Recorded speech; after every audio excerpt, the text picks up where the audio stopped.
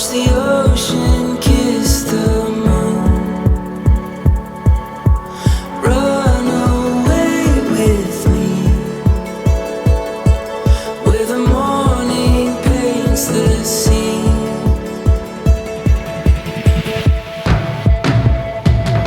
Where the fire with the glow, we found life. Good morning. Good morning. Yeah. It's been like 2 weeks since we've gotten home from our first overlanding adventure trip. It just feels good to be in the tent. I've been trying to get you to sleep in here. She wants to sleep in the tent Full time. full time. But what we want to talk to you about today is the simple definition, which we found today, of overlanding. What is overlanding, and is it too expensive? Because if you get into overlanding and you start to look up pieces and components that you're going to require for overlanding, you might get a little discouraged. So There's a lot of options. there's a lot at of different options, price points. a lot of price points. Let me give you the backstory about how we became to overlanding, because before we get into what is it and how expensive is it, we started overlanding 5 weeks ago. I'm not a big camper, or I wasn't a big camper prior to this. How many times do you think you've been camping in your life? Quite a few when I was little. Yeah, it's a little windy. But when we were little, we went camping. We never, in my adult life, I had gone camping a couple times, but it has never been something that I'm like, hey, let's go get in a tent and head on down to the campground, right? I just never really got into that. But overlanding seemed interesting because it's a mixture of both. For us, we decided to start overlanding when it came to our honeymoon. Yes. Our honeymoon was supposed to be Thailand, which anybody who's watching is probably asking, why did you decide to spend your honeymoon in a tent in the United States in the freezing cold from periodically versus Thailand? I'll let you explain that one. Why we decided to go. Yeah, why did we decide to go overlanding versus Thailand? First, it was the money issue. And we'll get into the money issue here in a minute. And then we were gonna buy a Jeep anyways. So we're Why like, were we let's gonna buy a road Jeep? trip. Why were we gonna buy a Jeep anyways? Because I wanted a Jeep. Because it's what? It's like your dream car. Oh yeah. I mean, I don't understand. And we're like, well, let's just road trip across country, no plans. And then that kind of evolved to, well, let's go off-roading, let's sleep in the Jeep. And then that evolved to overlanding and planning a 3-week trip across the country. I'm going to blame two people, my two favorite YouTube channels that I watch. Trail Recon and Lifestyle Overland. That's why I'm sitting in a tent today, and that's why I spent my honeymoon in a tent, because everything I learned from overlanding, I learned from Lifestyle Overland or Trail Recon. Because we started talking about wanting to go off-road, because that's a big piece of it, right? I need some excitement, I need some near-death experiences, I need to feel the rush, right? She doesn't necessarily need to feel the rush, but after she feels the rush, she's happy she felt the rush. So what we've decided to do is that we wanted to go overlanding. Well, it's also comes to the family component, right? We get to take our family, we get to go out and see things that nobody's ever seen, and for us that's extremely important. We get to do things that a lot of people won't do, and it's freaking awesome to wake up in a beautiful area and be able to see the mountains and The adventure aspect. the adventure, right? So what I've done, handy dandy iPhone, this is what we found when we were trying to come up with what is overlanding.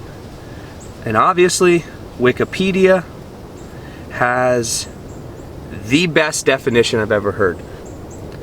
Overlanding is self-reliant overland travel to remote destinations where journey is the principal goal.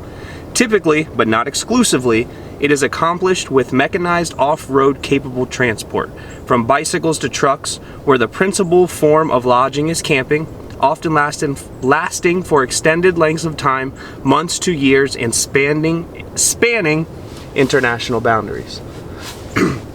Literally the best definition I've ever heard. Because we just wanted to go off-road. We wanted to go see new places, go off-road, camp, and try to be as self-sufficient as we possibly could. And I think that we have done that. But the problem is, you get bit by the bug. And then you want to go overlanding all the time. You want to take the Jeep out. I mean, we haven't even taken the tent off. We've been back 2 weeks. It's just been parked in the garage. We haven't even drove the Jeep. Well, we haven't drove the Jeep because I'm just trying to keep the miles off the Jeep, because we put 6,000 miles on it in about a month and a half. 2 months since we've had it. No, 2 months. more than that. We put 6,000 miles on it in our 3-week trip. Yeah, it's not great. So, overlanding can be whatever it needs to be for you.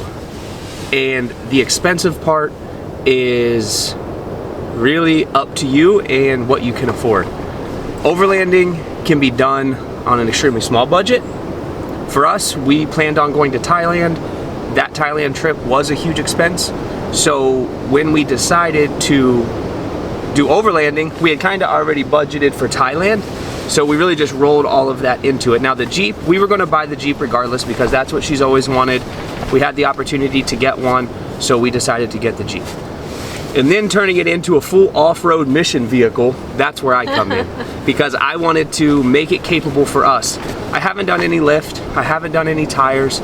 I've done just the essentials, in my opinion, which may be, I mean, I guess it depends on what you consider essential. But just the essentials to get us to where we need to go safely and to get us back home. So our overlanding adventure has started as a honeymoon, but it's already kind of turned into a thing. We're kind of in it. But it's been, that 3 weeks was probably the most relaxing and peaceful 3 weeks. Even though we slept in sub-zero temperatures, we couldn't cook the food we wanted to cook. The equipment wasn't working right because it was so cold. But all of that for us constitutes overlanding. Being able to get off the grid in whatever way you can, in whatever vehicle you can afford, in whatever tent that you have, or sleeping in the Jeep, it doesn't have to be in a tent, having the essentials to survive, and having people that you care about with you, for me, is what overlanding is about. Would you agree? Yeah, and just being able to unplug and recharge. We thought when we were coming back that we were like, man, I'm good. I'm ready to get back into all the craziness that we have in our life and all the different business things that we got going on. So we get back, and 2 weeks in, and I have like a splitting headache. I'm super stressed out because, I mean, that's life. I'm asking when we leave again. She's asking when are we leaving again, so we're trying to figure out when we can go on another trip and how long we can go, sell it all and go. I don't think that's in the cards because we kind of have some obligations that we have to manage. Sell it all. So, but that leads us into the part of, is it too expensive? And I think that question, I think overlanding has become commercialized. I know it's become commercialized because I wouldn't have found out about it or decided to do it had it not been commercialized. So now that it's becoming commercialized, all the equipment, depending upon what type of vehicle you drive and depending upon what year of that vehicle, everything starts to add up. We're pretty deep into the Overland build, and we're not, I mean, anywhere close. We're not anywhere close to where we want to be. So for us, it comes down to how can we decide to make the best financial decision for us and our family, and what that looks like for the Jeep and the build and the its ability to go overlanding. Do you want to talk about what it is going on? Somebody's outside the tent. It's a little weird, but it's all right. So the expense part really just depends upon what it is that you can afford and what it is that you feel is necessary to get you from point A to point B. We didn't think a lift and wheels and tires were absolutely necessary on the first step. Yeah, no, they're necessary now. They're necessary because I banged it and clanged it all the way down Schnibley Hill Road or wherever else we were. Devil's Staircase. Beat it up, banged it up, and then, you know, now we need a lift. But it's several $1,000s to do those modifications. Yeah. So we have to balance that, right? We have a family, we have a mortgage, we have bills, we have responsibilities that we have to handle. So trying to get what we need versus what we want and what is absolutely necessary, because she made it. She made it all the way through the trip. Nothing's broke that I know of. She rides great. Yeah. So what we want to do is we just want to kind of go through some of the stuff that we've decided to do, and some of the things that we think are important, and you guys can make the decision for yourself what you decide to do. But in our opinion, the tent is an essential item. If you can sleep in the Jeep and you can make that work for you, that's fine. We're overpackers. Yeah. And the tent that we got was just the SmittyBuilt Overland tent. It's still roughly $800, but that's great. That doesn't sound too bad. And how I was doing it in my mind was, it's not that expensive, right? $800, you get a nice tent. Well, if you want to put it on top of the Jeep, you need a specific rack to put it on top of the Jeep. And there's plenty of racks, and I was looking at racks, and I'm like, oh, they're $200 or $300. Well, you need the rack with the backbone system to support the weight. Now we're getting upwards of $1,000, $1,100. So now technically the tent where we're gonna sleep is $2,000, roughly. And that's a big expense. But that I wouldn't change. No, this thing, the tent it's my favorite. Would you have gotten a bigger tent? For Cohen, yeah. Yeah. Because when we bring Cohen, I'm not sleeping with you two up here. That's what No, he's gonna have to sleep in the Jeep, or I'll end up sleeping in the Jeep. Or I'll end up sleeping in the Jeep with the heat on, feeling good. No. Yeah, yeah. So I think the tent is a necessity. However you want to do it. If you want to ground camp, by all means. I'm not fond of ground camping. Why? What do you mean? You're on the ground. There's apex predators around. I mean, you're sleeping, you know. I have a fear of bears. Like a significant fear of bears. I think I've told you that. That's like my worst nightmare, seeing one out in the wild, like roaming around my camp. And I don't even know what to do. I mean, I know what to do, but I feel like that's one of those moments where you just freeze up. So you better start screaming and yelling. But anyways. So for us, the tent was absolutely important. And there are several other things that I'm gonna put links to in the description so you can kind of decide what it is that you want to do. There's some ideas that I have, some stuff that I've done. Onboard water system, I just have 5-gallon jugs. Refrigerator, freezer, I just have a cooler. We have totes. You know, she packs a lot of stuff that we don't need. Several pillows. Okay, pillows, blankets are my fault. Pillows and blankets, there was 14 What of about each. all of our camp kitchen utensils? The camp kitchen is too big. We have too big Way of a too camp many kitchen. things. Think about what you're actually gonna need versus what you're actually gonna use. We were like, well, we need this, we need that. Yeah, you need that maybe in your home kitchen, but your meals are much easier to cook. Yeah. And having the simple stuff, we could have used half of the space that we used. Absolutely. We don't have a Coleman propane stove, we just have Coleman butane stoves. The butane stoves work well. So we've been able to save cost on that. We've been able to save cost on the refrigerator. The onboard water system. We just have a simple ARB small little compressor that we plug into a cigarette lighter. Everybody says that they're too slow. They are slow, but it's also extremely economical and it's easy to put away, and we can use it wherever we need to use it. So there's so many different items that you can choose and so many different ways that you can do it. The question of is it too expensive? really comes down to your budget and what you feel you need for your desired outcome. And how long you're going to be going. So if you're only going to be going a couple of times a year, then it becomes less expensive. Where are you going to be going? For how long are you going to be going? Well, I think that all comes down to, you know, the type of trips that you plan to go on. Do you plan on going on months and months and months of just living out of the Jeep? Well, if that were the case, I would have a refrigerator, I would have an onboard water system, I would have a lot of other features that I don't need right now.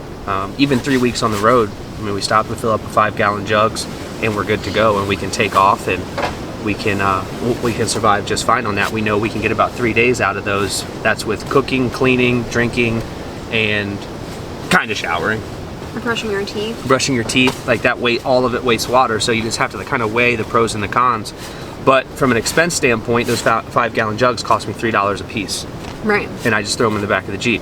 Now they're super heavy, and like the rack that we have in the back of the Jeep is like a platform, but that allows us to store a bunch of extra gear. Yeah, on top. And that gear is pretty essential, right? Because we can slide the cooler and our camp stove and all of that stuff up underneath, and then we can put the other stuff on top, and it kind of gives us a nice balance. But I would say next time that we go on a long trip, we'll have 2 times the amount of space, because we did not use we bought that camping box. So we have a box, it's about 24 by 18 that we have, and it's about 1.5 feet deep, that has our camping gear in it, like hats and shoes and just random boots. I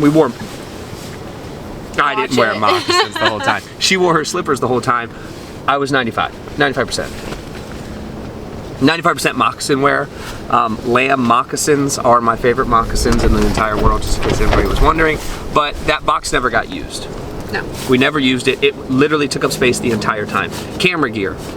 Camera gear was probably the hardest to manage, because it has to be accessible, but yet it has to be secured, so when you're bumping down the road, you don't mess up or break anything.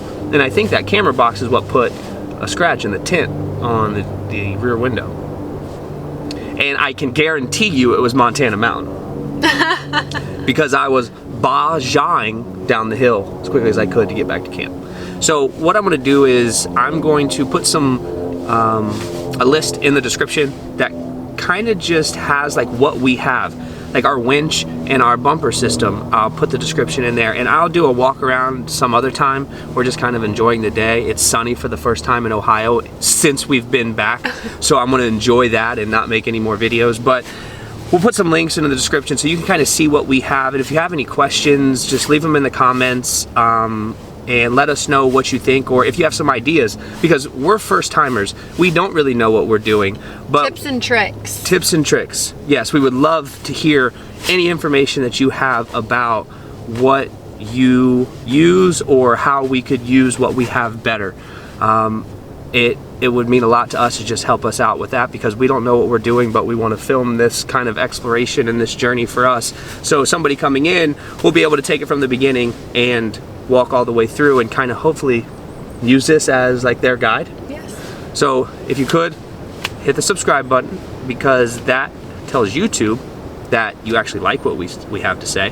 And if you don't, that's okay too. If you want to still hit the subscribe button, hit the like button, leave a comment, let us know what it is that we can do differently, or what it is that you would like to see from us. We would be happy to do a little. I'm down to do some more gnarly stuff. I'll flip the Jeep backwards if it gets me 1 million views. Okay, anyways, let me find this, hold on. Camera lens. Have a good day.